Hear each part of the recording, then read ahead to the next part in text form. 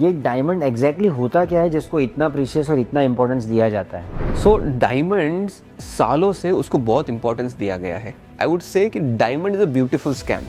Diamond industry is seeing a rise in popularity of lab-grown diamonds, also known as green diamonds. Would you ever buy a natural diamond? पागल हूँ क्या मैं? The industry is already valued at $22 billion, while that's a fraction of sales of natural diamonds. तो इसे online खरीदना चाहिए? What do you suggest? मैं तो कहता हूँ डायमंड ज्वेलरी को कभी ऑनलाइन मत खरीदो. Do you think कि एक लैब ग्रोन गोल्ड भी आएगा? अगर गोल्ड में डायमंड जैसा हालत हो गया तो पूरा दुनिया हिलेगा. Looking at how lab-grown gold can be made a reality. Now, it does have, obviously, the potential to reduce the environmental and the social impact of gold mining. It's obviously a huge, huge green flag in that sense. आपने जैसे कहा कि आपको prices ऐसे करने पड़ेंगे जहाँ पे लोग अफोर्ड कर पाए, तो आपको नहीं लगता वो प्राइस पॉइंट पे आने के लिए आपको क्वालिटी कॉम्प्रोमाइज़ करनी पड़ेगी? अगर मुझे क्वालिटी को कॉम्प्रोमाइज़ करके माल बेचना पड़ रहा है, I would rather shut down this brand. क्या ये प्रोडक्ट का कोई रीसेल वैल्यू मिलेगा? When it comes to resale value, मैं कहता हूँ इसका रीसेल वैल्यू 0 हो गया, मान लो. अर्थली कि आपने ये स्टार्ट किया, why exactly did it? Earthly as a jewellery brand, ये तो हमने प्लान ही नहीं किया था. By 2023, though, 50% of engagement ring diamonds were lab grown. 3 years, which are chemically, optically, physically identical and certified real diamonds by the FTC. World wide diamond jewellery का एक नया phase शुरू हो रहा है जिसका नाम है लैब ग्रोन डायमंड ज्वेलरी. अब ये ज्वेलरी सेगमेंट और ये डायमंड का सेगमेंट इंडिया में कैसे ग्रो हो रहा है वो देखने और समझाने के लिए आज हमारे साथ मेरे फ्रेंड और अर्थली ज्वेल्स के founder mister Hetul Patel is with us. Will welcome mister Hetul Patel. तो हेतुल, लैब ग्रोन डायमंड समझने के पहले हम पहले एग्जैक्टली ये समझना चाहते हैं कि why are diamond so important.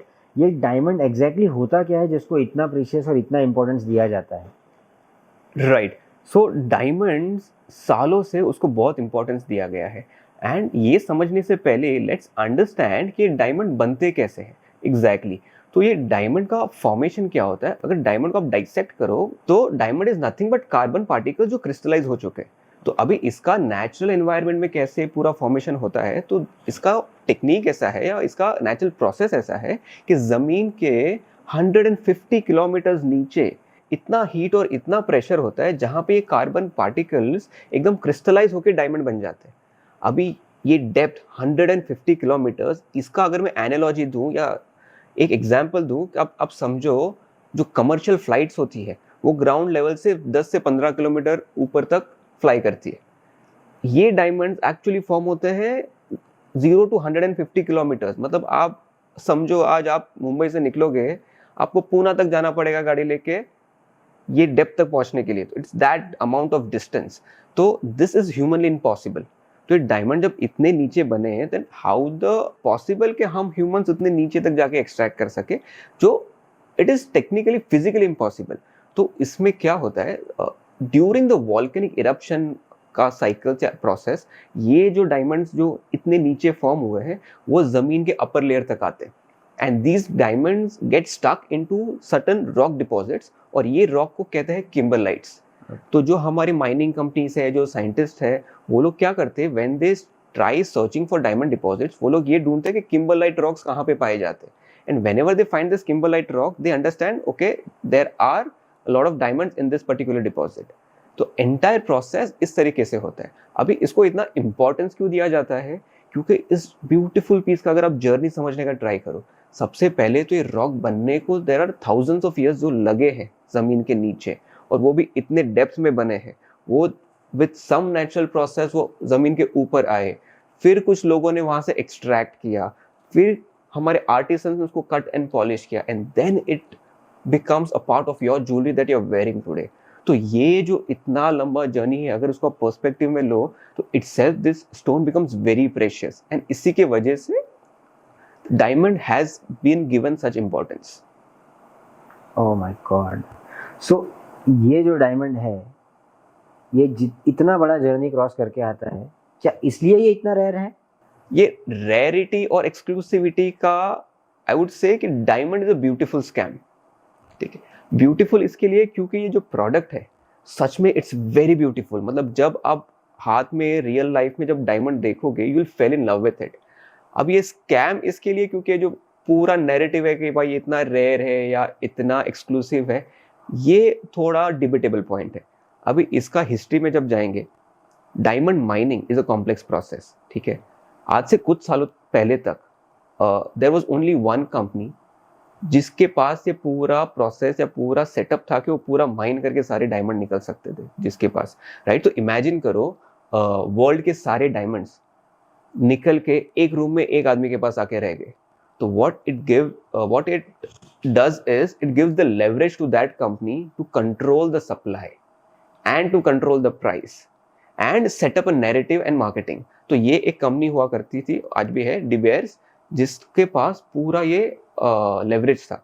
तो वो लोग क्या करते थे, मार्केट में सप्लाई को ही कंट्रोल करते थे and then they used to demand कि भाई हमारा कच्चा डायमंड्स है, हमारा माल है, हमको यही प्राइस पॉइंट पे बेचना है, राइट।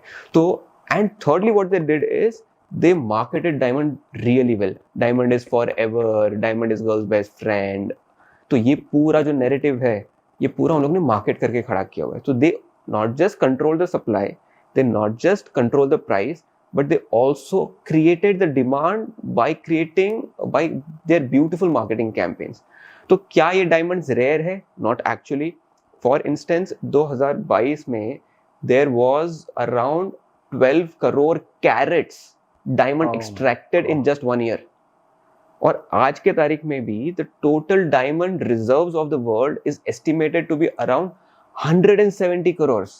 मतलब इट्स माइंड बॉगलिंग। अगर आप सोच के देखो इतने डायमंड्स अवेलेबल है, क्या कहाँ पे है, किधर है। तो ये पूरा रेयरिटी एक्सक्लूसिविटी वाला जो भी पॉइंट्स है वो सारा आई फील इट्स अ मतलब स्कैम जैसा ही है। सो एज यू एक्सप्लेन्ड, इसके मेकिंग का प्रोसेस, इसके माइनिंग का प्रोसेस इतना कॉम्प्लेक्स प्रोसेस है। So how exactly are this process replicated in a lab? बनता कैसे है ये लेबोरेटरी में? इंटरेस्टिंग। अभी यहाँ पे टेक्नोलॉजी प्ले आता है। अभी क्योंकि हमारे साइंटिस्ट को एग्जैक्ट प्रोसेस पता है, ठीक है, हमको रेसिपी पता है कि डायमंड बनने में फंडामेंटली अगर आप डायमंड देखो it's nothing but carbon particles जो एक क्रिस्टलाइज फॉर्म में हुआ है। If there was some way, if I can replicate that exact process at any place, assuming अभी laboratories में अगर वो मैं replicate कर लो, अभी वो crystallize होने के लिए क्या लगता है उसको, extreme heat, extreme pressure and carbon particles, ये 3 रेसिपी है। अगर मैं ये right balance में if I am somehow able to do that, तो then I am actually growing the diamond। तो अब lab grown diamond जिसको कहते हैं, which is nothing but we have replicated the exact same process into a controlled environment जहाँ पे हमारी laboratories है and we have done it in a fashion। अभी ये ऐसा नहीं है कि आज हमने lab grown diamond बनाई है। अभी lab grown diamond का concept और theory तो almost 1940s 50s से चालू है। There was a company General Electric जिन्होंने ये concept पे first experiment करना चालू किया था। But so far in this ages ये टेक्नोलॉजी इतनी इवॉल्व नहीं हुई थी कि यहाँ से हम कमर्शियल डायमंड्स, सस्टेनेबल डायमंड्स एक राइट प्राइस पॉइंट पे और राइट अमाउंट ऑफ एफर्ट पे निकाल पाए। Luckily in today's era the technology has evolve so much जहाँ से लैब ग्रोन डायमंड आना चालू होते हैं। So great. So I would really like to understand कि along with my audience कि exactly कौन सी टेक्निक यूज होती है जिससे ये इतनी ब्यूटीफुल पीस ऑफ आर्ट जो वर्ल्ड के अंदर बन रहा है, जो अर्थ के अंदर बन रहा है, वो हम लैब में बना पा रहे हैं। नाइस। सो लैब में डायमंड ग्रो करने के लिए देयर आर मेनली 2 टेक्निक्स, ठीक है। तो उसमें से जो पहला टेक्निक है which is called as HPHT, which is high pressure and high temperature. अभी ये जो टेक्निक है, this is the closest to how the earth, I mean how the diamond is formed inside the earth, जहाँ पे high pressure और high temperature लगता है। अभी आप इमेजिन करो जो अर्थ के इतने डेप्थ में जो प्रेशर लगता है वही प्रेशर हमको लैब में रिक्रिएट करना है, तो कितना हैवी ड्यूटी हमको मशीनरी लगेगा। अभी वो जो मशीनरी होते हैं उसको हम रिएक्टर्स बोलते हैं। उसमें we create the same amount of similar amount of pressure और heat and that carbon particles पे जहाँ पे जाके वो क्रिस्टलाइज हो जाए। तो ये एक टेक्निक है high pressure high temperature HPHT। दूसरा टेक्निक जिसको हम कहा जाता है वो है CVD, केमिकल वेपर डिपोजिशन। ये थोड़ा अलग सा टेक्निक है। उसमें क्या होता है, उसका एक रिएक्टर या मशीन होता है, रिएक्टर जिसको कहते हैं, उस पे एक रियल डायमंड का या फिर नेचुरल डायमंड का एक पतला सा लेयर कट किया जाता है एंड एक डिस्क पे रख के उसको रिएक्टर में रखा जाता है and in that reactor there are carbon rich gases को हम लोग इंड्यूस करते हैं। फिर वो रिएक्टर में ड्यू टू द रिएक्शंस हम लोग what happens is the carbon particles from those naturally rich gases they start disintegrating और वो डिसइंटीग्रेट होके वो पूरे जो सीड पे वो लेयर बाय लेयर आयनाइज होना चालू होता है। तो थोड़ा टेक्निक डिफरेंट है बट इस पे विद इन 3 to 4 वीक्स वो लेयर बाय लेयर ऐसा लेयर एक करके जनरेट होके एक वो पूरा डायमंड का फॉर्म ले लेता है। तो now this is a tremendous improvement in the efficiency. मतलब आप समझो नेचुरल प्रोसेस को एग्जीक्यूट होने में जो हजारों साल लगते हैं वो because of this technological disruption ये हमने सेम अचीव कर लिया 4 वीक के अंदर। अभी बिकॉज ये इतना एफिशिएंट हो गया है obviously this particular technique and technology के वजह से diamond becomes more reasonable when it comes to prices and reasonable when it comes to efforts as well. जितना एफर्ट मुझे जमीन से एक्सट्रैक्ट करके डायमंड निकालने में लग रहा है उससे कम एफर्ट लग रहा है यहाँ पे और वो पूरा रिएक्टर्स में हो रहा है। That's why in this era of lab grown diamonds are becoming more and more accessible to larger audience क्योंकि प्राइस पॉइंट ऐसे लेवल्स तक आ जा रहे हैं जहाँ पे एक आम आदमी भी अफोर्ड कर पा रहा है। अभी ये मोस्टली ये जो टेक्निक है HPHT और CVD उसमें क्या होता है HPHT में जनरली क्योंकि इतना हैवी ड्यूटी मशीन्स लगता है तो there are chances of minor metal inclusions. तो अगर मेटल इंक्लूजन कुछ है तो वो क्या करता है डायमंड के थर्मल कंडक्टिविटी को छेड़खानी कर देता है। तो कभी आपने देखा होगा कि लोग कहते हैं कि HPHT डायमंड में जब वो एक पेन टेस्टर टूल आता है जो थर्मल कंडक्टिविटी टेस्ट करता है वो यूज करके आप कभी HPHT डायमंड को टेस्ट करने जाओगे तो वो मॉइजनाइट दिखाता है but it is not actually moissanite but क्योंकि वो मेटल इंक्लूजन शायद कुछ अंदर आ जाए तो उसके थर्मल कंडक्टिविटी में कुछ चेंजेस आने का चांसेस रहता है। तो जनरली और CVD में वो होता नहीं है क्योंकि देयर इज द टेक्निक थोड़ा डिफरेंट है। तो generally lot of the end retailers या end retail user they prefer CVD but आप CVD लो या HPHT लो उसमें एग्जैक्टली कोई फर्क नहीं है। अब ये दोनों टेक्निक में इंडिया में कौन सा ज्यादा ग्रो हो रहा है कौन सी ज्यादा टेक्निक्स यूज हो रही है उसका अगर डिस्कशन करें तो जो HPHT टेक्निक है क्योंकि उसमें हैवी ड्यूटी रिएक्टर्स लगते हैं तो ये मोस्टली चाइना से ओरिजिन होता है। तो the reactors of HPHT and production of these diamonds are happening in China only. India में जो हमारा हब है जो इतने बड़े प्लेयर्स है जो ग्रोइंग कर रहे हैं स्केल यहाँ पे मैक्सिमम मशीनरीज जो है वो CVD टेक्निक से डायमंड ग्रो कर रही है। So if you are buying small diamond या बिग डायमंड्स CVD है तो अच्छा ही है HPHT है तो भी ऐसा कुछ फर्क नहीं पड़ेगा। मोस्टली जो छोटे छोटे डायमंड जो HPHT में बन रहे हैं एंड सॉलिटेज है जनरली वो CVD में बन रहे हैं। Got it. So Hitul as you told कि इन दोनों ही डायमंड में लैब ग्रोन हो या माइंड डायमंड हो उसमें लुक एंड फील में स्पार्कल में या बेसिक अगर थर्मल कंडक्टिविटी टेस्ट करे तो ये सारी चीज़ों में ये पास करके दोनों डायमंड दिखाता है। सो जो लेबोरेटरीज है ये टेस्ट करते हैं और वो बताते हैं कि एक डायमंड नेचुरल है जो ज़मीन के नीचे से निकाला गया है और दूसरा लैब में से लाया गया है। How is it possible? बहुत सही सवाल किया। एक साइड तो मैं कह रहा हूँ कि भाई दोनों डायमंड एग्जैक्ट सेम है Right. दोनों दिखते सेम है केमिकली भी सेम है ऑप्टिकली भी सेम है। दूसरी साइड देयर आर एजेंसीज मतलब सर्टिफिकेशन एजेंसीज है IGI GIA जो मशीन में डाल के क्लियर बता दे रहे हैं कि अच्छा ये लैब ग्रोन है या ये नेचुरल है। तो your question is very valid. मतलब अगर one side you are telling it's the same and other side there is a machinery that is detecting ये भाई इट्स डिफरेंट तो ऑब्वियसली कुछ तो डिफरेंस है। तो इसका अगर थोड़ा सिंपल सा फंडामेंटल या सिंपल कॉन्सेप्ट के तरीके से बताऊं सो मशीनरी डिटेक्ट क्या करती है ठीक है दोनों के एनवायरनमेंट ऑफ ग्रोइंग अलग है ठीक है। नेचुरल डायमंड जो है वो जमीन के अंदर बन रहा है जहाँ पे कंट्रोल नहीं है तो obviously there are chances of certain external elements getting into the diamond. तो सबसे पहले और ये कुछ पैटर्न्स होती है तो सबसे पहले मशीन तो टेस्ट करता है कि are there any traces of other elements in the diamond खास करके नाइट्रोजन का ट्रेसेस ढूंढने का ट्राई करती है। So if there is a diamond which has nitrogen traces तो probability of it being a natural diamond is high. But अभी क्या है लेबोरेटरी में भी ये सेम ऑकरेंस हो सकती है कि भाई लेबोरेटरी के डायमंड्स में भी शायद नाइट्रोजन आर्टिफिशियल इंट्रोड्यूस कर दिया है या फिर पूरे प्रोसेस में इंट्रोड्यूस हो चुका है, तो दैट इज ऑल्सो पॉसिबल. तो detecting nitrogen is not a full proof technique. तो then what machine does is, वो लोग उसका डायमंड का एक क्रिस्टल स्ट्रक्चर होता है, तो क्रिस्टल स्ट्रक्चर के पैटर्न्स में देयर इज सर्टेन डिफरेंसेस. मतलब नेचुरल में जरा सा 19-20 का फर्क होने का चांसेस है, तो नेचुरल का पैटर्न माइनरली डिफरेंट हो गया और लैब ग्रोन का पैटर्न थोड़ा डिफरेंट होगा. अभी इसको फंडामेंटली कैसा अगर आप समझने का ट्राई करो, तो lab grown is grown in a controlled environment, which means that stone is supposed to be very perfect. ठीक है, एंड नेचुरल में है, नेचुरल में हल्का सा एनोमली आने का चांसेस रहता है, and our machines detect the exact same thing. अगर इसको मैं सिंपल सा एनालॉजी दूं, समझो आपको लड्डू बनाना है, एक मैं आपको बोलूँ आप हाथ से लड्डू बनाओ, एंड दूसरा I have a machine that create that same laddoo. ठीक है, तो व्हाट डू यू थिंक कि कौन सा ज्यादा perfect laddoo, perfect round shape या परफेक्ट स्फीयर में लड्डू बनेगा? Obviously machine. हाथ से भी बनाओगे that would be a good round shape only, but उसमें जरा सा 19-20 का शेप में एनोमली होगा. सो on this principle only machine detects, okay, which has more natural patterns in the diamond and which is more too good to be true वाला, too good to be perfect वाला kind of a diamond. तो ये principle पे machine detect करता है.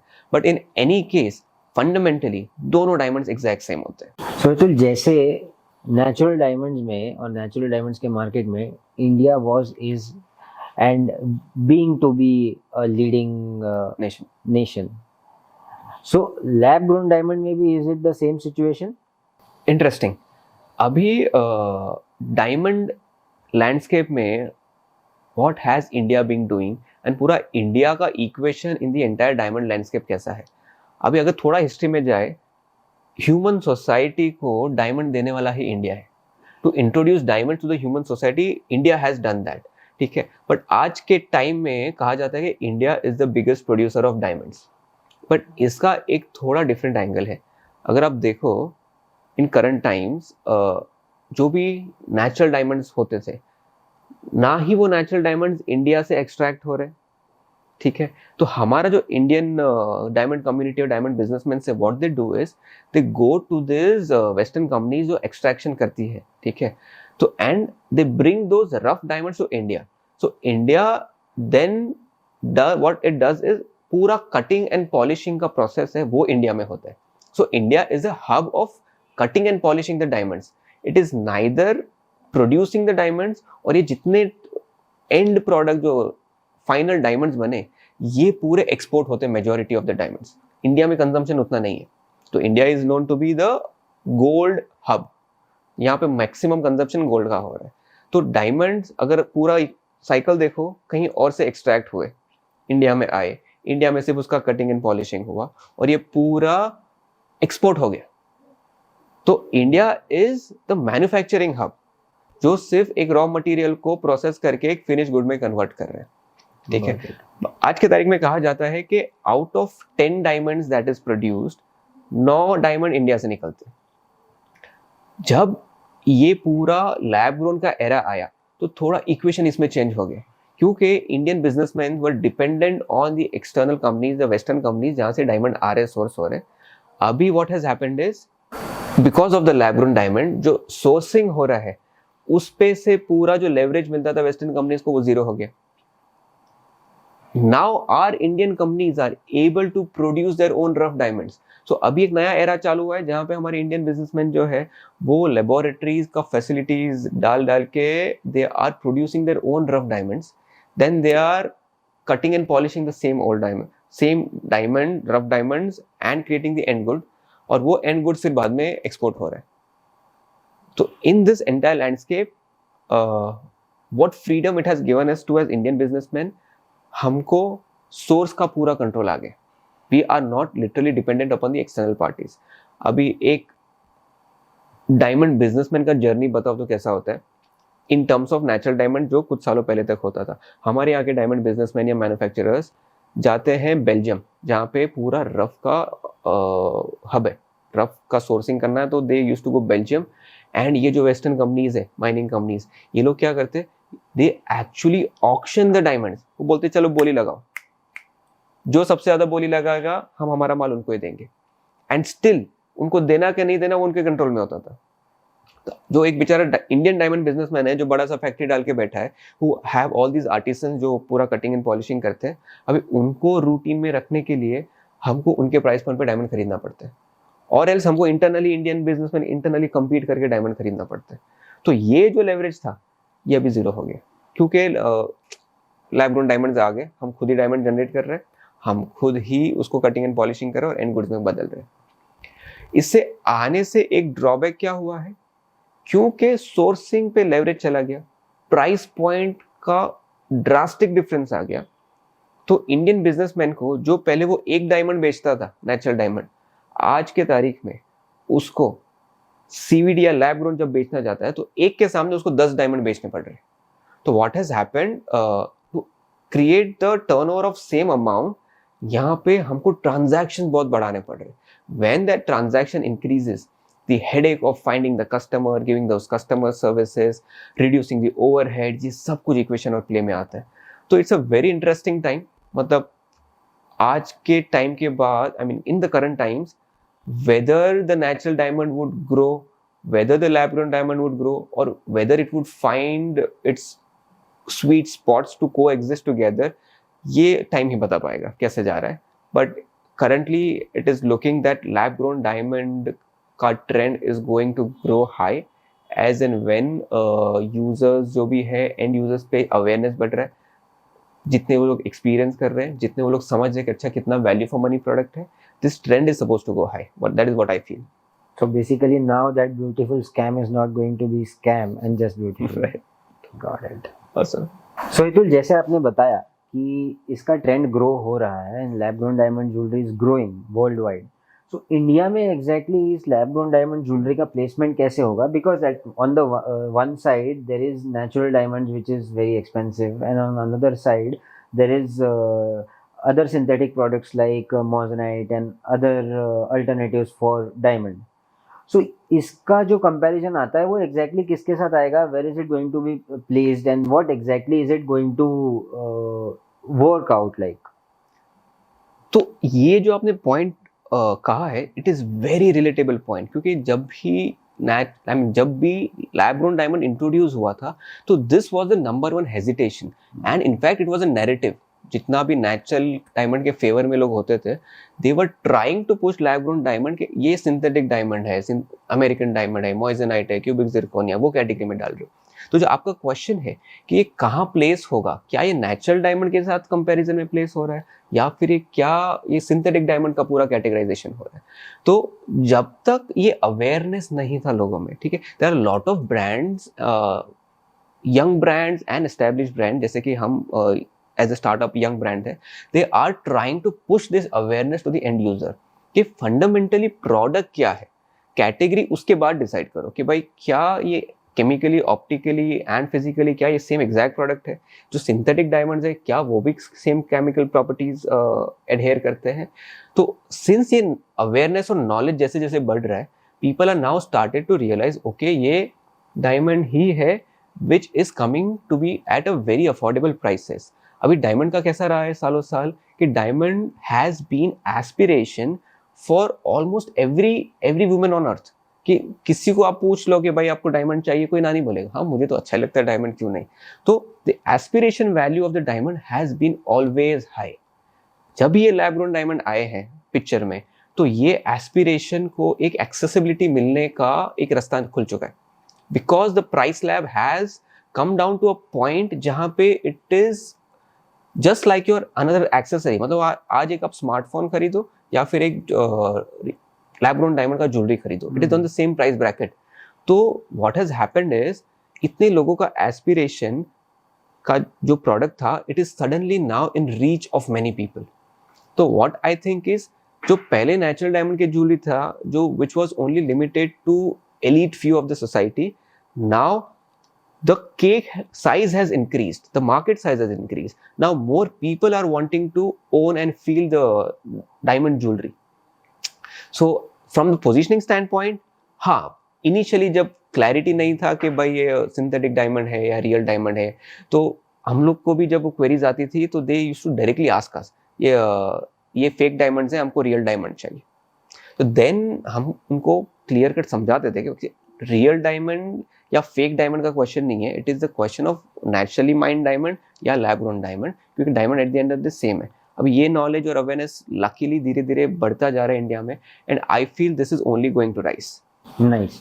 So this, along with this increasing awareness, I would like to understand कि ये इतना न्यू मार्केट है जिसकी एक्सेसिबिलिटी धीरे धीरे बढ़ रही है, still there is such a huge price variation in the market. अगर आप किसी एक particular, I wouldn't mention any names, but if you go and check any website, तो वहाँ पे एक पर्टिकुलर प्राइस होता है, और वो सेम चीज़ आप किसी और वेबसाइट पे चेक करो या आपकी वेबसाइट पे चेक करो, so there is a huge difference in price. Why is it like that? बहुत ही इंटरेस्टिंग क्वेश्चन है, बट इसको सबसे पहले हमको इसको फंडामेंटल्स में समझना पड़ेगा, ठीक है।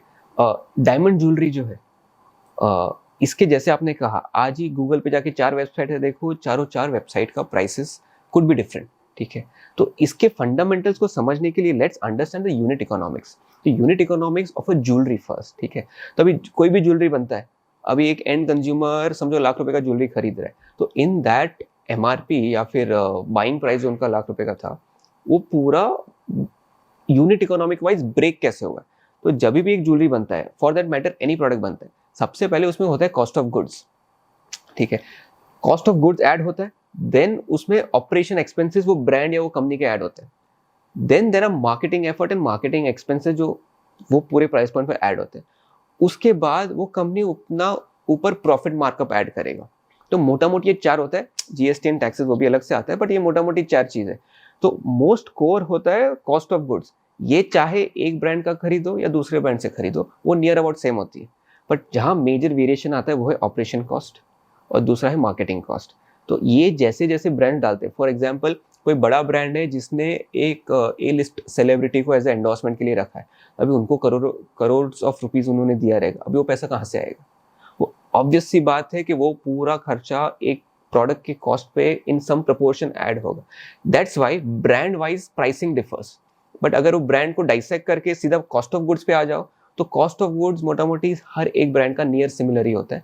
एंड अभी जब एक कॉस्ट ऑफ गुड को डाइसेक्ट करते हैं, एक ज्वेलरी बनता कैसे, एक traditional jewellery, only gold jewellery और एक डायमंड ज्वेलरी, ठीक है। तो गोल्ड डायमंड ज्वेलरी में सबसे पहला एक एलिमेंट होता है गोल्ड एंड दूसरा एलिमेंट है डायमंड, ठीक है। तो जो गोल्ड है it is standard through out the country and through out the world, कि उसका एक प्राइस पॉइंट है, भाई इतने अमाउंट का 10 ग्राम का गोल्ड का भाव चालू है। वैसे कोई ऐसा लोकल ज्वेलर है जो कुछ करता ही नहीं है, वो जस्ट डायरेक्ट उसके लिए cost of good he main cost होता है, तो उसका फिर प्राइसेस अलग होगा। तो ये फैक्टर पे, and this is generic through not just for jewellery but other products as well. तो हाँ, इस पे प्राइसेस एंड प्राइसेस डिसाइड होता है। So this is very interesting. Actually, now you very nicely explained the unit economics of how this brands work. So I would really like to understand कि एक जो local jeweler होता है, जो छोटे से शॉप चला रहा है, वो कैसे कमाता है exactly? How is he making money out of it? ये बहुत इंटरेस्टिंग क्वेश्चन किया। देखो, कोई ज्वेलर नहीं चाहता है कि आपको पता चले, ठीक है, वो उनका कैसा पैसा बनता है। तो जो ट्रेडिशनल ज्वेलर्स होते हैं उस पे अगर आप जाओगे तो either you are going for a gold only jewellery, तो जितनी भी गोल्ड ओनली ज्वेलरी होती है उस पे ज्वेलर कभी पैसा मैक्सिमम या उसका वेल्थ नहीं बना सकते। वाई? उसका रीजन है क्योंकि गोल्ड का प्राइसेस आर स्टैंडर्ड, ठीक है। अगर वो ज्वेलर उस पर कुछ एक्स्ट्रा प्राइसिंग मांगना चाहे या ओवर प्राइसिंग मांगना चाहता है, तो आप एज अ कंज्यूमर तुरंत बोलोगे भाई गोल्ड का भाव तो ये चल रहा है, आप इतना क्यों ले रहे हो, या 22 कैरेट का ये चल रहा है, 18 कैरेट का ये चल रहा है, आप ज़्यादा क्यों ले रहे हो? तो you will always counter that. तो वहाँ पे ज्वेलर कभी पैसा नहीं बना सकता, वहाँ पे वो सिर्फ अपना मेकिंग चार्ज ही बनाते हैं। एंड गोल्ड ज्वेलरी में जनरली उनका वेल्थ क्रिएशन थोड़ा बहुत कहाँ पे होता है, that is in their asset appreciation. मतलब जो भी ज्वेलर है उनके पास कुछ गोल्ड रिजर्व्स होंगे, अभी वो गोल्ड का ही भाव बढ़ गया, पहले 60,000 था आज 80,000 है, तो वही भाव बढ़ गया, तो इन दैट एसेट एप्रिसिएशन उन्होंने पैसा बनाया, तो in that range they make money. But on a individual unit point, मतलब एक आइटम जो सेल कर रहे हैं उस पर कैसे बनता है, they will only be able to make money if they are introducing certain element to the jewellery जिसका प्राइस का कोई स्टैंडर्ड नहीं, ठीक है। तो अगर आप नॉर्मल गोल्ड ज्वेलरी खरीद रहे हो, अगर मैं आपको कहता हूँ इसमें डायमंड लगा लो बहुत अच्छा लगेगा, तो now I have introduced an separate element to the jewellery जो डायमंड के फॉर्म में है, और डायमंड का प्राइस आपको पता नहीं, क्योंकि डायमंड का ऐसा कुछ स्टैंडर्डाइज नहीं है। सिमिलरली डायमंड हो या जेमस्टोन हो या कुछ पर्ल्स या मोती का काम आ गया हो या कुंदन का काम आ गया हो, ये सब एरियाज है जहाँ पे जैसे वो चीज़ आपके ज्वेलरी में इंट्रोड्यूस होती है, you are always paying a premium price for that for sure, क्योंकि ज्वेलरी या ज्वेलर्स का सारा मार्कअप वहीं से निकलता है. So this was really very interesting to understand how exactly this works. So Hitul, India में एक कॉन्सेप्ट जो बहुत पॉपुलरली यूज किया जाता है is buyback. How exactly does it work और क्या एग्जैक्टली होता है इसमें? अभी मैं आपको एक ऑनेस्टली एक चीज़ बताता हूँ, नो ज्वेलर लव्स बायबैक. ठीक है, जब भी कोई ज्वेलर बायबैक करता है वहाँ पे उसका कुछ ना कुछ मॉनेटरी लॉस पे लेता है. नॉट इवन लॉस, क्योंकि जब उसने आपको बेचा है उस पर उसका ऑलरेडी प्रॉफिट मार्कअप लगा हुआ है. At that markup is not, it could very, मतलब किसी ने 10-20%, 30%, 50%, 100% ये मार्कअप रेंजेस पे उसने माल बेचा है. अभी जब बायबैक आता है तो इंडिया में there is this concept of buyback is very very common, but western countries में कॉमन नहीं है. अब ये बायबैक, ये ज्वेलर्स जब पता है कि हमको हमारा माल वापस लेना पड़ेगा and I would be compromising on my markup at that time, तो हम क्यों करें? तो ये मेनली ज्वेलर्स इसके लिए एक as a add on service introduce करते हैं, जिससे वो लोग क्लाइंट को या उनके यूजर्स को ऑनबोर्ड कर सके, अट्रैक्ट कर सके, और उनके पीस ऑफ माइंड के लिए, हाँ भाई आज मैं कुछ ज्वेलरी खरीद रहा हूँ and that jewellery will have certain worth, मतलब it is like an insurance for them. अच्छा, कोई ना खरीदे तो ये ज्वेलर तो मेरा ज्वेलरी पीस वापस ले ही लेगा, तो उसके लिए बायबैक आता है. बट ज्वेलर्स लोग को ये नहीं पसंद है टेक्निकली. अगर पूरा नंबर वाइज गेम देखे तो it doesn't make sense for jewellers to get the sold product back. But as a consumer ये जो उनको सर्विस मिलती है, this is a very good service for them. In India generally 80% buyback, diamonds पे generally 80 to 90% buyback का range चलता है, and gold पे मोस्टली इट्स जो भी मार्केट रेट वो टाइम पे चलेगा वो टाइप का बायबैक होता है. सो या इंटरेस्टिंग कॉन्सेप्ट और इंटरेस्टिंग पॉलिसी है, but buyback for jewellers on number basis it's not that strong. Oh, I understood. So now that you have explained the buyback thing and everything, I would really like to understand and how exactly do you understand this premium brand and premium positioning of the product which we are discussing right now. So as it is a premium product और थोड़ा expensive side पे है still, तो इसे online खरीदना चाहिए? What do you suggest? मैं तो कहता हूँ डायमंड ज्वेलरी को कभी ऑनलाइन मत खरीदो. अगर आपको ये 3 चीजें नहीं मालूम तो ऑनलाइन तो देखो ही मत. अब ये कौन सा 3 चीजें, let me explain you that. सबसे पहले, अगर कोई भी प्रोडक्ट, नॉट जस्ट डायमंड, कोई भी एक हायर टिकट साइज या हायर वैल्यू वाला प्रोडक्ट आप जा रहे हो, अंडरस्टैंड द प्रोडक्ट का basics. When it comes to diamond jewellery तो आपको पता होना चाहिए कि आप क्या खरीद रहे हो, डायमंड का बेसिक एट्रीब्यूट्स क्या है, उसको कैसे जज किया जाता है. तो from an end consumer stand point diamond mostly 4 C's पे आपने बहुत जगह देखा होगा, 4 C's पे जज किया जाता है, which is cut, colour, clarity and carat weight. ये 4 चीज पे होता है. अब ये चारों में कौन सा कलर, कौन सा क्लैरिटी अच्छा होता है, क्या साइज में कौन सा कैरेट वेट का मुझे समझ लेना चाहिए, what would look better for me, what would fit in my budget very appropriately, ये बेसिक अंडरस्टैंडिंग एक प्रोडक्ट का होना चाहिए अगर ऑनलाइन खरीद रहे हो तो. ठीक है. सेकेंड जो इंपॉर्टेंट हो जाता है कि जो भी आपका वेंडर है जिससे भी आप खरीद रहे हो, अगर वो ऑनलाइन ब्रांड है तो you need to be able to do a little research on that, on those brands. आप जाके देखो कि वो डिजिटली कितने एक्टिव है. ठीक है. हमारे पास बहुत लोग आते हैं और दे आस्क अपफ्रंट कि भाई आपने स्कैम कर दिया हमारे साथ, तो क्या आपने फ्रॉड कर दिया तो. And this is the biggest hesitation when buying diamond या बाइंग एनी प्रोडक्ट ऑनलाइन. खास करके जब डायमंड आता है तो वो सीधा एक्सपोनेंशियल हो जाता है. तो do your own little research, और लिटिल रिसर्च में if you check for right Q science तो आपको क्लियर कट समझ में आ जाएगा कि अच्छा ये लोग स्कैम नहीं, ये लोग जेन्युइन देंगे. अब वो क्यू साइंस क्या है? आज के टाइम पे, डिजिटल टाइम पे, सीधा आप उसका जाके सोशल मीडिया देखो, क्या वो सोशल मीडिया पे एक्टिव है, क्या वहाँ पे उनके प्रोडक्ट का इन्फॉर्मेशन रेगुलरली आ रहा है, क्या वहाँ पे कोई भी उनके कंटेंट में आपको दिखा कि उनके पीछे का टीम क्या है, उनका सेटअप क्या है, are they genuinely working for it. Second है, आप उनके जाके रिव्यूज देखो. रिव्यूज़ में भी फेक रिव्यूज़ और रियल रिव्यूज़ का भी इश्यूज होता है, but when you start reading the reviews you will understand कि कौन सा फेक है कौन सा नहीं। तो do that little bit of extra effort and research.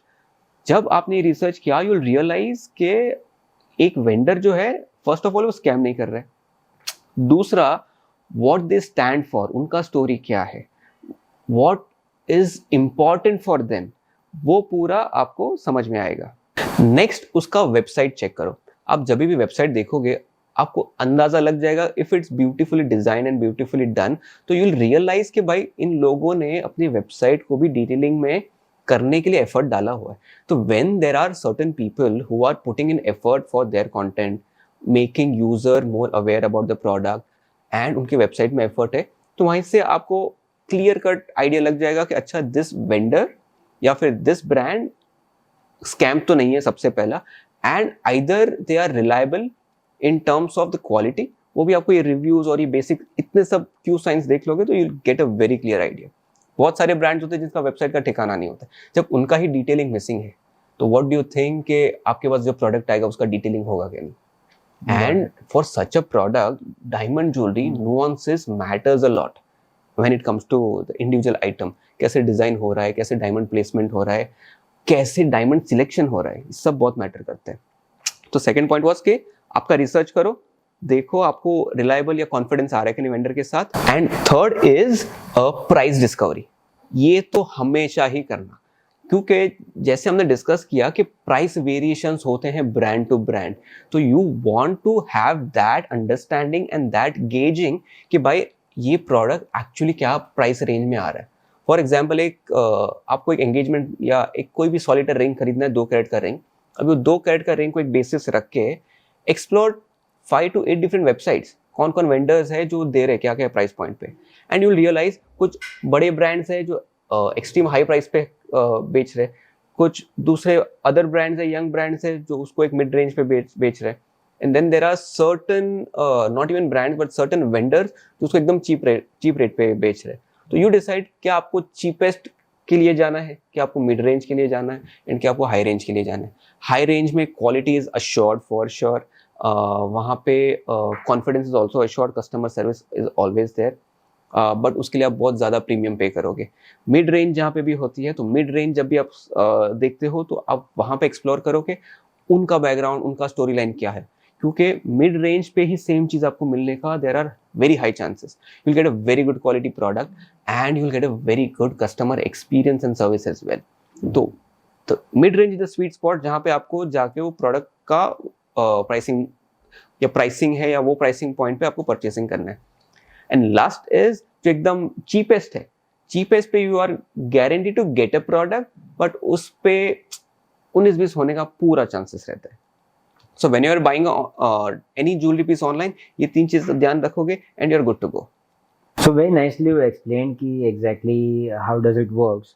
So I would really like to understand कि ये जो ब्रांड की प्रीमियम पोजीशनिंग आती है, जो इन्फ्लेटेड प्राइसेस आप देखते हो, besides then product which we are going to get in our hand, उसके अलावा उसका कोई सेंस या रीज़न है जो ये प्राइस को इतना इन्फ्लेट कर देता है? Premium brands and luxury brands का मेरे को आप ये बताओ, क्या आप एक प्रोडक्ट पहन रहे हो या आप एक लोगो पहन रहे हो? अगर इसका क्लैरिटी आपको आ गया देन यू विल अंडरस्टैंड कि आप क्या चीज के लिए वैल्यू दे रहे हो। जब भी कोई लग्जरी ब्रांड है, those guys charge for their brand value. No doubt उनका प्रोडक्ट क्वालिटी बहुत अच्छा होगा, डिजाइन बहुत अच्छा होगा, but what you are paying extra money is for that brand value and उसके साथ जो उसका स्टेटस आता है। जब भी आप एक्सेसरीज में बात करो, समझो आप एक्सपेंसिव रोलेक्स की घड़ी खरीद रहे हो या फिर कोई एलवी का बैग खरीद रहे हो, तो वहां पे you are paying for that tag. आपको क्या लगता है जो मटेरियल कॉस्ट है एक्चुअल बैग का, वो क्या इतना लाखों में होगा?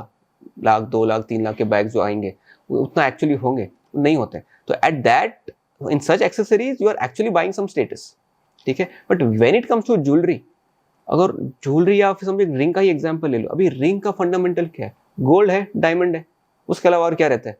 अभी उसमें मैंने कुछ अच्छा लोगो डाल दिया। अभी प्रीमियम ब्रांड्स में दुनिया में कार्टियर है, टिफनी है, आप उसका जब चाहोगे लेने को तो उसका भी आप प्रोडक्ट समझो एट फंडामेंटल लेवल क्या है भाई? गोल्ड है, गोल्ड का प्राइस स्टैंडर्ड है, डायमंड है, डायमंड भी वो लोग वही लगा रहे हैं जो हमारे इंडिया से ही निकल के गए। तो इट्स योर चॉइस कि आपको डिसाइड करना है वेदर यू वांट टू पे that extra money just for the sake of that name. Okay, मैंने कार्टियर का बैंड पहना या टिफनी का खरीदा या दूसरा कोई प्रीमियम ब्रांड का दिया हुआ है। तो in jewellery I feel gold और हीरा जब तक आपके सामने एंड इफ इट्स रियल, तो it doesn't make any sense to pay extra money for just for that logo. In fact वो लोगों के लिए जो एक्स्ट्रा दोगे उसमें में आपका दूसरा ज्वेलरी आ जाएगा। Exactly. So now I would like to understand कि जब एक डायमंड है and I'm purchasing a diamond from you and I'm purchasing a similar diamond from someone else and both the sellers are promising me the same quality on the certificate, फिर ये price में इतना difference कैसे आ जाता है? Is it exactly the same या कुछ उसमें भी नुआंसेस होता है? अभी ये बहुत बहुत इंटरेस्टिंग क्वेश्चन है एंड इसको समझने के लिए फर्स्टली ये समझो कि diamond is a very complex product. ठीक है, जितना आपको दिखता है डायमंड उतना नहीं है। That's why you need a very reliable gemmologist vendor जो आपको राइट डायमंड देगा। ठीक है, इमेजिन कर लो 2 कैरेट के राउंड शेप के डायमंड्स है, दोनों का सर्टिफिकेट बिल्कुल सेम है। ठीक है, बट दोनों के प्राइसिंग में डिफरेंसेस हो सकते हैं, that is guaranteed, that is for sure. Why? Because जो एज एन एंड कंज्यूमर आपको जो एट्रीब्यूट्स दिखते हैं it is nothing but weight, क्या कलर है, क्या क्लैरिटी है। ठीक है, यही मोस्टली कॉमन एट्रीब्यूट्स है जिसपे एंड कंज्यूमर जज कर रहा है क्या मुझे सही डायमंड मिल रहा है कि नहीं, सही सर्टिफिकेट है कि नहीं। बट इसके अलावा there are lot of other attributes जो एक एक्सपीरियंस्ड जेमोलॉजिस्ट जज करता है देख के, जैसे कि उसमें फ्लोरेसेंस है कि नहीं, ब्राउन टिंज है कि नहीं, मिल्की है कि नहीं, उसका रेशियो क्या है, उसके डायमेंशंस क्या है, उसका गर्डल का साइज क्या है, उसके अंदर जो इंक्लूजन है वो इंक्लूजन का पोजिशनिंग क्या है। अभी इतने सारे कॉम्प्लेक्स एट्रीब्यूट्स है जो जेमोलॉजिस्ट ने इंडस्ट्री में हजारों डायमंड्स देखे हैं, वो इतना एक्सपीरियंस करने के बाद ही वो he could decide whether this particular diamond is fit for the jewellery और नॉट। तो इसीलिए जो मिड प्राइसिंग और अपर प्राइसिंग का जो मैंने बात किया, जो लोअर प्राइसिंग है, मेरे पास 2 डायमंड आए, सेम सर्टिफिकेट है, मुझे पता है एंड कंज्यूमर को इससे कोई फर्क पड़ने नहीं वाला है, उसको समझ में भी नहीं आने वाला। तो देन अगर मुझे चीपेस्ट बेचना है तो I definitely go for the cheaper price, cheaper diamond, because मैंने जो प्रॉमिस किया I have given you that. But अगर I am focused on quality and consumer value, मुझे अगर अच्छा चीज कंज्यूमर को देना है for that particular jewellery piece, I will go for the stone that is right for that jewellery. Same certificate, light lustre अच्छा है कि नहीं, सेम अच्छा शाइन, अच्छा स्पार्कल करेगा कि नहीं, मिल्की नहीं होना चाहिए। तो ये सारे एट्रीब्यूट्स देखने के बाद डायमंड सिलेक्शन होता है। अभी एज एन एंड कंज्यूमर ये पूरा बिहाइंड द सीन क्या प्रोसेस हो रहा है, you are totally unaware of it. तो हाँ, सेम सर्टिफिकेट, सेम स्पेसिफिकेशन जो सर्टिफिकेट पे दिख रहे हैं, वो diamond could perform completely different in terms of shine, sparkle and brilliance. So Hitul, as a customer हमारे पास एक बहुत ही कॉमन क्वेश्चन होता है, कॉमन हेजिटेशन होती है कि क्या ये प्रोडक्ट का कोई रीसेल वैल्यू मिलेगा? जैसे लैब ग्रोन डायमंड है, इसका वैल्यू ऑलरेडी कम है, तो नेचुरल डायमंड को अगर हम बेचने जाए कुछ ना कुछ पैसे तो वापसी में मिल ही जाएंगे। लेकिन does it make sense to buy lab grown diamond as a investment? Is it a good idea? Right, ये एक्चुअली बहुत ही ज़्यादा कॉमन क्वेश्चन है। जितनी भी क्वेरीज हमने कस्टमर से बात करके हम लोग इनिशियली टाइम में जब हम समझने की ट्राई करते हैं, सो दे ऑलवेज आस्क इसका रीसेल वैल्यू क्या है या कुछ मिलेगा कि नहीं। अभी ये कहाँ से आता है ये पूरा concept? This comes from the natural diamond का पूरा एरा, क्योंकि natural diamond is very expensive. क्योंकि जब उस पर हम कुछ भी एक्सेसरी खरीद रहे हैं, समझो रिंग खरीद रहे हैं या फिर एक नेक पीस खरीद रहे हैं या ब्रेसलेट खरीद रहे हैं, दैट इटसेल्फ उसमें टिकट साइज ही लाखों में होता है। जब कोई एज अ एंड कंज्यूमर हम इतना पैसा लगा रहे, तो स्वाभाविक सी बात है कि वो विल ट्राई टू अंडरस्टैंड कि भाई इसका वापस कुछ पैसा आएगा कि नहीं। वहां से ये पूरा रीसेल वैल्यू का कॉन्सेप्ट आता है। बट अगर थोड़ा इसको अलग पर्सपेक्टिव में सोचे, जब से लैब ग्रोन डायमंड का पूरा एरा चालू हुआ है, ये पूरा प्राइस पॉइंट ही एक नए ब्रैकेट में आ चुका है। ठीक है, जब एक एग्जाम्पल, एक डायमंड आप कोई नेचुरल माइन डायमंड में आप खरीद रहे हो, if that is at a price of 4 lakh rupees, अभी उसको आप कोई प्रॉमिस कर रहा है कि मैं 80% आपका बाय बैक कर लूंगा, इसका रीसेल वैल्यू अराउंड मैं 80% पे ले लूंगा, तो 4 लाख में ही आपका 20% ऑलरेडी कट चुका है। एंड आज के तारीख में दैट सेम 4 लाख का डायमंड आज आपको 40,000 में मिल रहा है already, which is at the 1/10 of the price. तो पूरा प्राइस ब्रैकेट ही चेंज हो गया, तो उसको देखने का नजरिया चेंज होना चाहिए। जब कोई डायमंड, प्रोडक्ट वही का वही है, ठीक है, जब कोई डायमंड आपको इतने लो प्राइस ब्रैकेट में आ चुका है, then it is compared with the other products which is in the same price bracket. समझ लो आप एक स्मार्टफोन खरीदने जा रहे हो, एक कोई भी ढंग का फ्लैगशिप स्मार्टफोन खरीदोगे, वो सेम प्राइस ब्रैकेट पे आएगा। When you are going to buy a smartphone, क्या आप सोचते हो कि मेरे को इसका रीसेल वैल्यू कितना आएगा, and is this something that is influencing your buying decision? अगर आप वहां पे उतना नहीं सोचते हो तो डायमंड में भी उतना सोचने का जरूरत नहीं है। When it comes to resale value, मैं कहता हूँ इसका रीसेल वैल्यू 0 हो गया मान लो, तो भी क्या फर्क पड़ेगा, बिकॉज प्रोडक्ट तो आपके पास ही है, आप इसको पहन के वसूल करो ना। डायमंड जो आज आपने खरीदा है, आप अब दुनिया से निकल लोगे फिर भी डायमंड वही का वही रहने वाला है, उसका शाइन लस्टर सेम ही रहने वाले। So when you are having that physical product, instead of reselling it, think about reusing it, repurposing it. आज आपने रिंग में एक डायमंड लगाया 2 कैरेट का, कल उसका इयरिंग कर लो, कल उसका पेंडेंट कर लो। तो पूरा पर्सपेक्टिव चेंज होना चाहिए। Again I am not saying कि रीसेल वैल्यू नहीं मिलेगा, रीसेल आज भी मिलता है, हम खुद भी बाय बैक करते हैं at 80% of the prevailing market prices, तो रीसेल तो मिलने ही वाला है। But look at it at experience in the product, at the feeling of owning a diamond, at when in case you are gifting it, look at it from a sentimental value of the product. अगर ये meaningful values अगर आप create कर रहे हो with the product, then it's worth it. तो resale value is a very small thing that you should consider. हाँ, मिलने ही वाला है, but क्या मिलेगा उससे इतना buying decision या फिर इसको experiencing decision मत change करो। So now I would like to know more about Earthly, कि आपने ये start किया, why exactly did it, you felt a need to bring this in picture, and why exactly you needed Earthly or Nation needed Earthly, what was it? Nation needed Earthly, अभी ऐसा कुछ नहीं है। Earthly as a jewelry brand, ये तो हमने plan ही नहीं किया था, it is completely N unplanned brand I would say.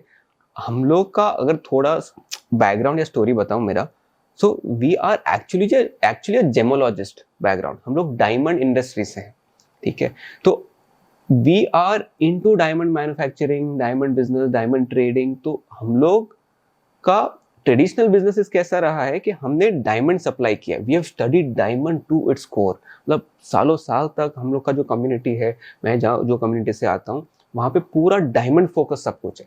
तो ज्वेलरी ब्रांड करना, एक ज्वेलरी कंज्यूमर ब्रांड करना, ये तो दूर दूर तक पिक्चर में था ही नहीं।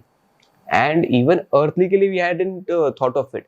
अभी अर्थली का शुरुआत कैसे हुआ, जैसे ही ये लैब ग्रोन डायमंड का कॉन्सेप्ट इंट्रोड्यूस हुआ वर्ल्ड में, वहाँ पे वी वर वेरी ऑप्टिमिस्टिक कि ये कुछ इंटरेस्टिंग है and this could have a potential good market. So when we were sitting with my team, हमने सोचा कि चलो इसको एक बार ऑनलाइन प्रमोट करके देखते, यूजर का रिस्पॉन्सेज एंड फीडबैक समझ के देखते। So what I started is कि मैंने अर्थली ज्वेल्स नाम का एक सिंपल सा वेबसाइट एक बनाया था and I launched an Instagram page, and वो पेज पे हमने डायमंड प्रमोट करना चालू की। डायमंड, अच्छा ये कैरेट का डायमंड है, ये कलर क्लैरिटी, ये सो एंड सो क्वालिटी, ये अलग अलग शेप्स है। तो गोल वाज जस्ट कि हम लोग का एक डायमंड अवेयरनेस दिखाए एंड देखे कि कुछ रिस्पॉन्स आता है कि नहीं। एंड विद दैट एफर्ट कुछ कस्टमर्स हमको मिले जिन्होंने हमसे डायमंड का इंक्वायरी किया, जिन्होंने हमसे लूज डायमंड मांगने चालू की। आई फेल्ट ओके, लोग एंड कंज्यूमर, क्योंकि एंड कंज्यूमर हमारा स्पेस था ही नहीं, directly from manufacturing to reaching out to the end consumers हमने आज तक नहीं किया था, ठीक है। तो जैसे ही we started getting response and उसमें से कस्टमर्स क्या कहने लगे, अरे आप डायमंड तो दे रहे हो, इसको आप ज्वेलरी बना के क्यों ना दो, मुझे और कन्वीनियंट हो जाएगा। तो then said okay, jewellery is also something that we knew already, but वो बिजनेस में हम नहीं थे, क्योंकि हम हमारे लोकल इन हाउस फैमिलीज के लिए जब भी हम whenever we make jewelry, it is like हम खुद डायमंड का सोर्सिंग करेंगे, खुद हमारे डायमंड्स होते हैं, गोल्ड लेते हैं, and then we go to jeweller जो मैन्युफैक्चर करके देते हैं, मतलब आर्टिसंस जो भी होते हैं।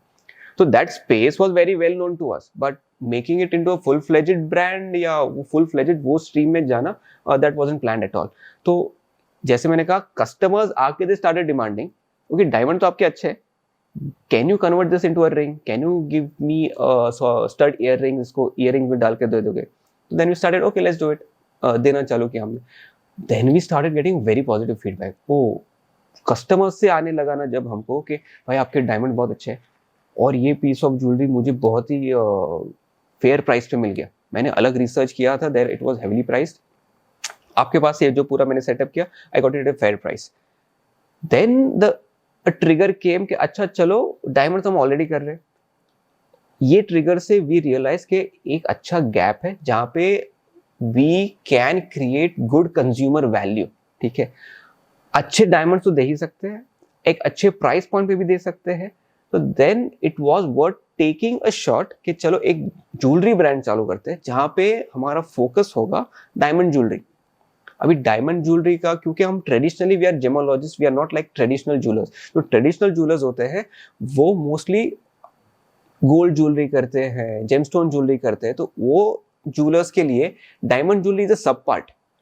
हम रिवर्स आए, हमारे लिए डायमंड इज प्राइमरी और डायमंड को ओन कराने के लिए we have used jewellery as a medium. तो वी आर जेमोलॉजिस्ट, तो हमारा पूरा फोकस डायमंड ज्वेलरी पे ही है, आज भी है और पहले भी था.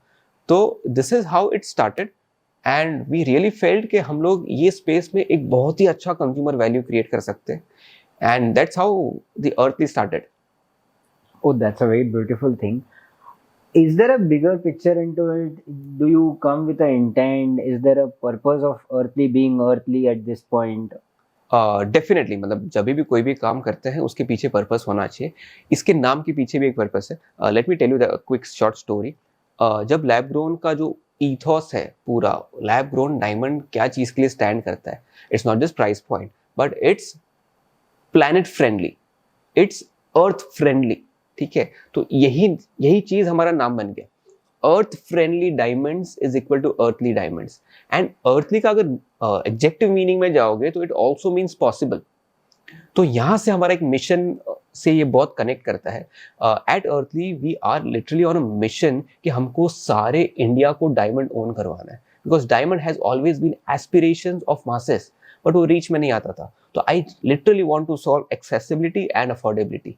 तो एक्सेसिबिलिटी सॉल्व करने के लिए मुझे ऐसे प्राइस डील्स, ऐसे अफोर्डेबल फेयर रेंज में प्रोडक्ट्स लाने पड़ेंगे जो लोगों के रीच में इजीली आए. तो दैट्स वेयर अर्थली का भी मीनिंग होता है making diamond purchase and diamond owning possible for entire India. So going a little blunt here, Hetul, I would straight away ask you कि आपने जैसे कहा कि आपको प्राइजेस ऐसे करने पड़ेंगे जहाँ पे लोग अफोर्ड कर पाए. सो आपको नहीं लगता वो प्राइस पॉइंट पे आने के लिए आपको क्वालिटी कॉम्प्रोमाइज करनी पड़ेगी? Very valid point. सस्ता दे रहे हैं मतलब दाल में कुछ तो काला है, कुछ 19-20 की है. ये this is a common hesitation.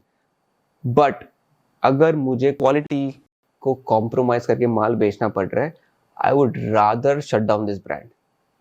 ये ब्रांड का फाउंडेशन ही जब हमने सोचा था, it was all focused around consumer value. Consumer value कैसे आएगा, उसके प्रायोरिटी के टॉप लिस्ट में क्वालिटी आता है. अगर कोई भी चीज के वजह से क्वालिटी कॉम्प्रोमाइज करना पड़ रहा है, then it's a straight no. It defeats the entire purpose of running the business. तो quality is something we would never compromise. Quality maintain करके क्या मैं कोई अलग इनोवेटिव तरीके से मैं प्राइस पॉइंट को एक फेयर रेंज पे ला सकता हूँ क्या? That is where our entire effort and entire focus is. तो यहाँ पे मुझे एक हेनरी फोर्ड की एक बात याद आती है. उन्होंने कहा था कि क्वालिटी इज समथिंग, या quality is when you do things right when nobody is looking at it. तो ये सेम चीज ही, सेम सिमिलर फिलोसॉफी भी हमारे में है कि हमको क्वालिटी देना है. दैट्स वाई हमारे जेमोलॉजिस्ट जो होते हैं, एक ही डायमंड में आपको सस्ता भी दे सकता हूँ और वही क्वालिटी, वही क्लैरिटी, वही सर्टिफिकेट का डायमंड महंगा भी आता है. तो as gemologist, as reliable vendors, हमारा ये ड्यूटी होता है कि मैं जो डायमंड वो ज्वेलरी पीस के लिए सही हो, even though if it's a little bit expensive and even though if I have to compromise on my margins, वो करके भी मैं आपको दूं, तब ही जाके ये ब्रांड का पर्पस मीट होता है. एंड तब ही जाके it makes sense of running a consumer focused brand. So Hetul, you as a founder of Earthly Jewels, a lab-grown diamond jewelry brand, would you ever buy a natural diamond? पागल हूँ क्या मैं? अगर मुझे natural diamond खरीदना है तो there are certain fundamental things जो मेरा क्लियर होना चाहिए। अगर मैं कोई भी डायमंड खरीद रहा हूँ फॉर दैट मैटर, मैं एक चीज तो आई एम वेरी श्योर कि डायमंड एज एन इन्वेस्टमेंट में ले ही नहीं रहा हूँ, ठीक है। अभी मेरे टेबल पे आप 2 डायमंड रखो, one is a natural diamond and one is a lab grown diamond, ठीक है। रिगार्डलेस ऑफ इट्स सोर्स कि वो कहाँ से आ रहा है, मेरे सामने 2 स्टोन्स पड़े, both are same equal diamond. एक आप मुझे कहते हो कि एक ऑलमोस्ट 1/10 ऑफ द प्राइस पे है, तो it's a no brainer thing. मैं क्यों सिलेक्ट करूंगा यार? मतलब जानबूझ के ओवर प्राइस देके मैं ऐसा प्रोडक्ट क्यों सिलेक्ट करूंगा जिसका पहनने का फील, जिसको ओन करने का एक्सपीरियंस सब कुछ सेम होने वाला है। इसका एक सिंपल एनालॉजी देता हूं। अगर समझो 2 कार है, आप गाड़ी खरीदने जा रहे हो, एक गाड़ी का मॉडल ओल्ड है और उसी का एक नया मॉडल आ चुका है मार्केट में। जो नया मॉडल आपको ऑलरेडी पता है कि which is better in terms of pricing, better in terms of quality, तो why on this earth would you go for something which is not so good और in fact even same and overly priced? तो मैं तो in fact diamond खरीदने का भी मैंने तभी सोचा जब लैब ग्रोन मार्केट में आए। आई मीन मेरा पहला solitaire that I bought is for my wife, जो मैंने उनको दिया था, and I only did it because lab grown आया and it came into a price bracket where it makes sense। अच्छा चलो इतना तो गिफ्टिंग के लिए, वाइफ को खुश करने के लिए, it's okay to spend। तो natural diamond is a big no-no for me। Got it. So I guess this is also answering many questions to our customers as well, that should they be thinking of natural as an alternative to lab grown? So it's a clear no, right? It's a clear no, but कैसा है, it's a choice। ये मेरा personal opinion है। It's like आपके पास अंबानी जैसा big wealth हो, go and spend, I mean that's your choice. Because हर एक का there is a perception value of money, perception value of any product for that matter. तो अगर आपके पास है पैसा, आपको खर्चा करना है, गो एंड एग्जीक्यूट, मतलब ले लो natural diamond and you will feel happy about it कि हाँ मैंने नेचुरल पहने। आपके अलावा जो बाहर से देख रहे हैं उसको कोई पता नहीं क्या क्या चीज उन्होंने पहने। So Hitul, there are multiple products available on your website. Which one is your personal favorite and you would recommend people to go ahead and check it out? See, वैसे तो all solitaire jewelry is something that I like a lot, ठीक है। But अगर category wise पूछो तो इसमें से जो रिंग्स कैटेगरी है वो मेरा बहुत पर्सनल फेवरेट है। एंड अगर मेरा पूरा कलेक्शन भी वेबसाइट पे जाके देखोगे तो we are heavily focused on solitaire rings. अभी सॉलिटायर रिंग्स का मेरा पर्सनल लाइकिंग इसके लिए है बिकॉज जो रिंग्स जनरली रिंग का बाइंग अक्रॉस द ग्लोब जिसकी वजह से होता है, it is not just a simple purchase. हमेशा ring is associated with some of the special moment in the life journey. अभी एक आदमी रिंग कब खरीदेगा? आइदर उसको एक प्रपोज करना है उसकी पार्टनर को, या फिर कभी एंगेजमेंट है तभी रिंग खरीदना है, या फिर जब वेडिंग होता है तब वेडिंग बैंड्स लोग खरीदते हैं, या फिर ड्यूरिंग एनिवर्सरीज एंड गिफ्ट्स में भी लोग रिंग खरीदते हैं। So if you see, those rings are very special product, and because it helps us become part of someone's good memories, वो मुझे personally बहुत पसंद है। And I often tell this to my team कि हम लोग diamond jewelry या solitaire jewelry के business में नहीं है। We are in the business of creating memories. We are in the business of love. We are in the business of creating those stories जो आपके साथ lifelong रहेंगे। That's absolutely awesome. So, along with that, would that be right if I say that Earthly Jewels is your go-to destination if you want to go ahead with solitaire jewelry or solitaire rings? Absolutely. Absolutely. We are a go-to destination or a premium destination अगर आपको rings चाहिए, और उसमें भी solitaire rings, to be very specific। ये actually Indian brands में there is a gap, ठीक है। जितने भी जो बड़े बड़े players हैं, these are either generic jewellery brand जहाँ पे इट्स नॉट जस्ट के they are focusing on one particular niche, ठीक है। वहाँ पे आपको bracelets, mangalsutra, nose pins, payal, maang tikka and every other thing that is available. And उनका जब डिज़ाइन लैंग्वेज भी देखोगे तो it's all random, not everyone but पूरा अगर आप जाके 4 वेबसाइट देखो बड़े प्लेयर्स के, you will see a random design language.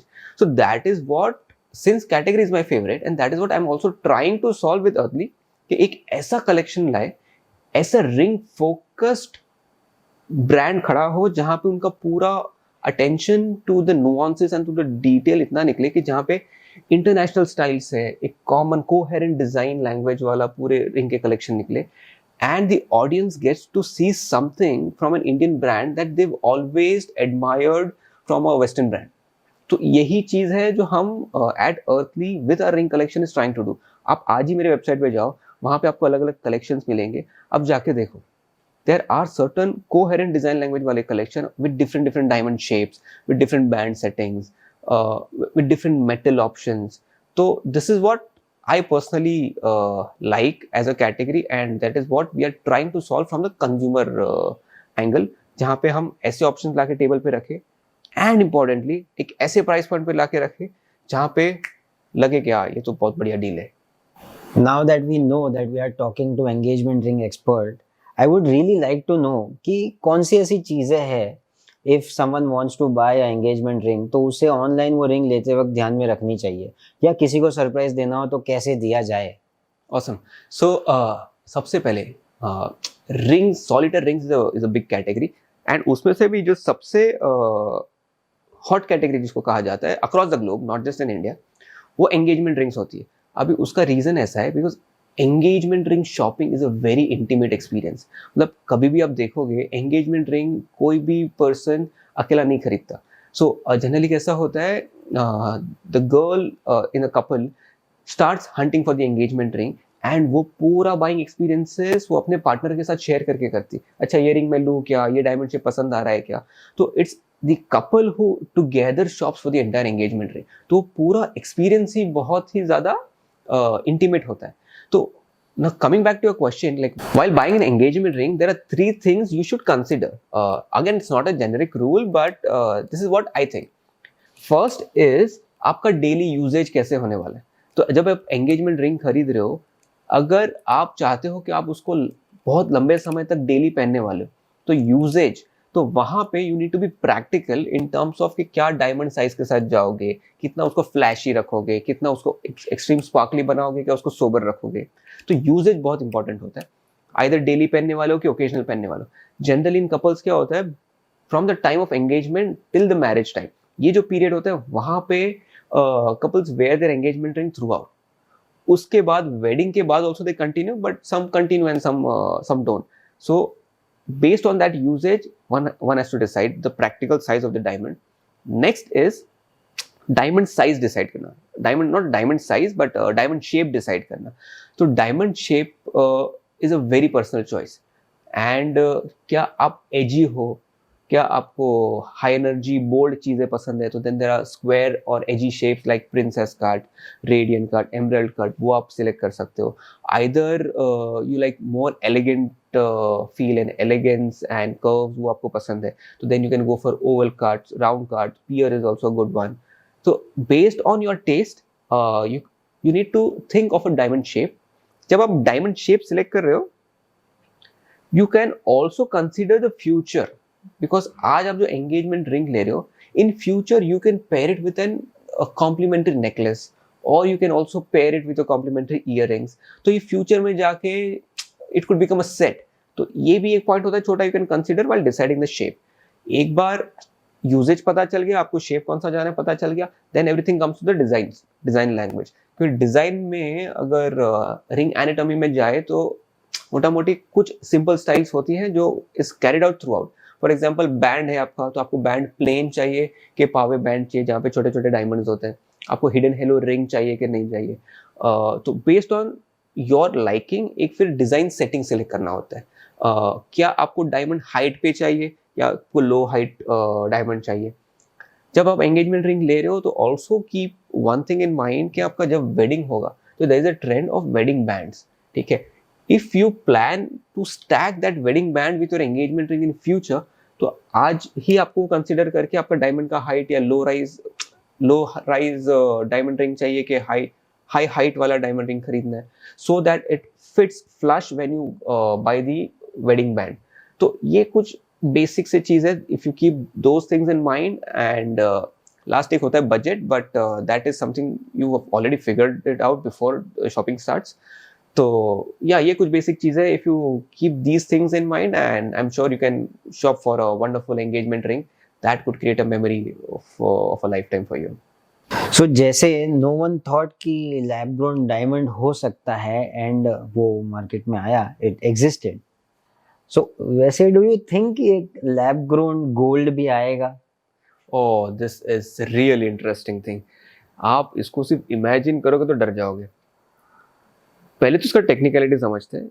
Lab grown diamond का on theory, on research mode पे तो ये सालों साल चला है. ऑलमोस्ट 30-40 साल से रिसर्च में तो था ही.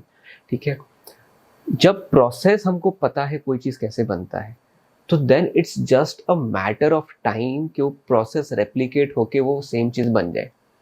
अभी जब आप गोल्ड की बात करते हो, एज ऑफ टुडे तो ऐसी कोई टेक्नोलॉजी नहीं है कि जो सीधा लैब में जाके gold out of thin air it creates, but there are research that is happening. Gold का टेक्निकली बात करूँ तो गोल्ड का एक एटॉमिक स्ट्रक्चर होता है. If by some mechanism if I am able to replicate that entire atomic structure into laboratory, तो theory wise तो पॉसिबल है कि गोल्ड बन जाएगा लेबोरेटरी में. जैसे कि एटॉमिक स्ट्रक्चर ऑफ गोल्ड में देर आर 79 प्रोटॉन्स. ठीक है, वैसे ही मर्क्यूरी में देर आर 80 प्रोटॉन्स. अगर मैं थियोरी वाइज अगर मैं 80 प्रोटॉन्स में से एक निकाल दूँ, अगर प्रोटॉन, न्यूट्रॉन्स, इलेक्ट्रॉन सब होता है, but just simplifying the example, अगर वो 80 में से एक में निकाल दूँ, देन इट बिकम्स गोल्ड. वैसे ही प्लैटिनम का देर इज 78 प्रोटॉन्स, अगर उसमें से एक में ऐड हो जाता then it becomes equivalent to gold. अगर if there is certain technology जो ये कर सकती है इन अ फॉर्मेट जहाँ पे पूरा एटॉमिक स्ट्रक्चर का स्टेबल रहे, then lab grown gold is possible. But एक चीज ध्यान रखते हैं, whenever we tell lab grown, तो इट इज नॉट समथिंग कि थिन एयर से कुछ ग्रो होके आ रहा है. इट इज ओनली ट्रांसफॉर्मेशन, या एक फॉर्म से अदर फॉर्म में जा रहे हैं. Even in diamonds carbon particles ही है. जो कार्बन पार्टिकल्स अलग फॉर्म में थे वो मशीन में गए, प्रोसेस हुए और वो क्रिस्टल फॉर्म में आ गए. तो इट्स ट्रांसफॉर्मेशन. कुछ हवा में से हम नए पार्टिकल्स नहीं बना रहे या नया कुछ इजाद नहीं कर रहे कि out of thin air we are coming up with something. तो गोल्ड का भी ऐसा ही होगा if in case it happens. In future possible तो है. अभी कितना आई एम नॉट श्योर कितना सालों लग जाएंगे इसको करने में, that is also a debatable thing. But whenever it happens the world dynamics would change, because आज दुनिया की बड़ी बड़ी economies are backed by its gold reserves. अगर गोल्ड में डायमंड जैसा हालत हो गया तो पूरा दुनिया हिलेगा for sure. That sounds scary. It's interesting. It's not scary actually. It's interesting. Technology का कमी हुआ है, कुछ नया चीज लाना, डिसरप्ट करना, and after disruption the new norms becomes, the new norms are established, the new normal is set. Right. So now that we have discussed about the gold and everything, I would like to understand that how important would a jewelry should be placed, because I am coming back to the finances of the jewelry, that there is new concept coming up in the market that a jewelry buying is done on EMI. How would that make sense, or does it a right option to choose? Right. See, the question you're asking is कि क्या whether you should go for jewelry on EMI. Yeah, right. So EMI is a very known thing. I mean, India में तो हर किसी ने EMI पे कुछ ना कुछ खरीदा हुआ है. बट उसके बेसिक फंडामेंटल पे आ जाओ. देखो, मेरा पहले से कैसा कॉन्सेप्ट रहा है, चीज़ों को सिंपल रखो. और ये चीज़ों को सिंपल रखना बहुत ही कॉम्प्लेक्स काम है. It is a difficult skill to have when you can strip down the complexities. तो अगर EMI पे भी बात आते हैं, सबसे पहले एक क्लैरिटी एस्टेब्लिश करो. कोई भी प्रोडक्ट हो, चाहे गोल्ड खरीद रहे हो, चाहे गाड़ी खरीद रहे हो, चाहे कोई बड़ा एक्सेसरी खरीद रहे हो या फ़ोन खरीद रहे हो, if you are going for an EMI, have that clarity whether it is making your life any better. क्या वो आपका कोई फंक्शनल वैल्यू को बेटर कर रहा है, क्या वो आपके कन्वीनियंस पे ऐड कर रहा है. अगर ये दोनों का आंसर नो है, तो then getting into an EMI routine where you will be loaded with certain amount of finances month on month recurring basis, it doesn't make sense. जब ज्वेलरी का बात आता है तो jewellery is just an accessory. वो ना आपके कोई कन्वीनियंस में ऐड कर रहा है, ना ही वो कुछ आपका लाइफ बेटर बना रहा है. तो why would you go for an EMI on a jewellery? आपका शौक है भाई, आज मुझे ज्वेलरी चाहिए, मेरे पास बैंक में पैसे नहीं है, and I will go with an EMI का थिंग, मैं मंथ टू मंथ लूंगा, इट्स अ चॉइस, बट क्यों करना है?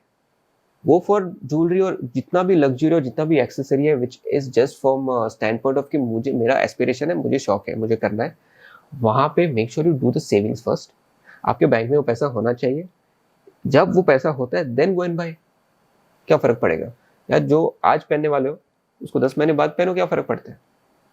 सो EMI is my personal thinking, but getting into a debt and EMI cycle for something which is not so functionally valuable, तो उसके लिए तो it's a no-no. Go for jewelry only when you have that savings or that money in the bank. So as you told कि lab grown diamond jewelry का market India में grow कर रहा है and it is getting popular day by day in youth as well as in India. So do you think कि natural diamond का जो market है that would eventually die? It's a bold statement to have. कैसा है, it's the diamond industry has been existed for decades. ठीक है, suddenly कोई lab grown diamond आ गया और अचानक से इंडस्ट्री खत्म हो गया, that is remote, not remote, I would say that would happen suddenly, मतलब ऑन ऑफ स्विच जैसा काम नहीं करेगा। ठीक है, लैब ग्रोन के आने की वजह से एक ऑल्टरनेटिव पैदा हुआ है मार्केट में, and certainly what we are observing is the demand for lab grown is increasing as and when the brands are pushing more and more information out there, as in how the consumers are becoming more aware और उनको ज़्यादा knowledge मिल रहा है कि अच्छा what is the product, उनको use करने में field differences आ रहा है कि नहीं आ रहा है, is there any fundamental difference between the two products, कोई sentimental difference भी आ रहा है कि नहीं आ रहा है, as and when they are understanding that people are more adopting lab grown diamonds. तो ये जो adoption of lab grown है that is going to spike, that is for sure.